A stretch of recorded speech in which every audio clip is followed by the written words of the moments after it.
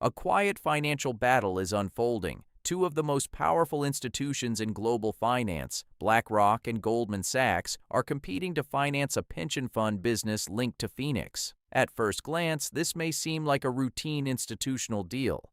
It isn't. This is part of a much larger shift in global finance. A shift away from traditional banking risk and toward long-duration, fee-generating capital. The real story isn't about one transaction. It's about who controls the future of predictable money.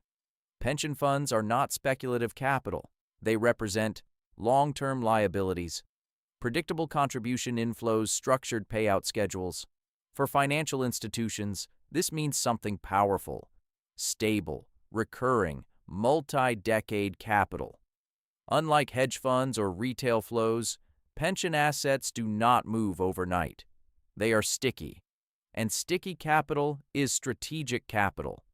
For firms like BlackRock and Goldman Sachs, securing pension-related mandates means expanding assets under management, locking in long-term fee streams, increasing influence over institutional allocation. This is not short-term trading. This is structural positioning.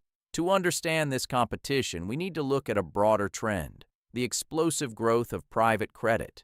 Over the past decade, banks reduced balance sheet lending due to post-2008 regulations. Institutional investors searched for yield. Private lenders stepped into the gap. Private credit has grown from a niche strategy into a trillion-dollar asset class. Why? Because it offers higher yields than public bonds, direct lending opportunities, structured downside protection. Pension funds increasingly allocate to private credit, and whoever finances or structures these allocations gains both yield and influence. This is where the race becomes strategic. Although both institutions are competing in the same space, their models differ significantly. BlackRock, primarily an asset manager. Its strength lies in scale risk management systems, institutional relationships, passive and active capital allocation platforms. BlackRock's strategy revolves around expanding AUM and embedding itself deeper into pension allocation frameworks. It earns through management fees at scale.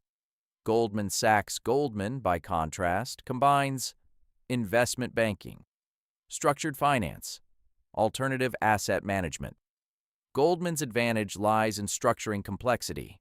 It can design customized financing solutions, blend credit, derivatives, and capital markets tools, monetize structuring margins. In simple terms, BlackRock scales capital, Goldman engineers capital. Both want pension flows, but they monetize them differently. Timing matters. We are in a higher interest rate environment. That changes the pension equation dramatically.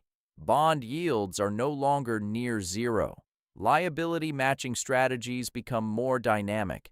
Institutions are rebalancing portfolios. At the same time, banks face tighter capital constraints, which means non-bank institutions gain power. The financial system is shifting from balance sheet risk to fee-based capital intermediation, and pension capital sits at the center of that shift. This isn't just about fees, it's about control.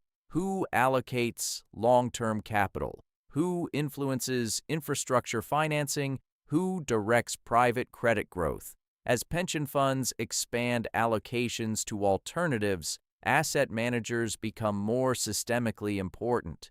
This marks a subtle but powerful transformation, from traditional banking dominance to asset management dominance. BlackRock represents scale and global reach. Goldman represents financial engineering and structured expertise. The competition over pension financing is a signal that the center of financial gravity is moving, quietly, strategically, permanently. The question is no longer whether pension capital matters. It's who will control it in the next decade, and that battle has already begun.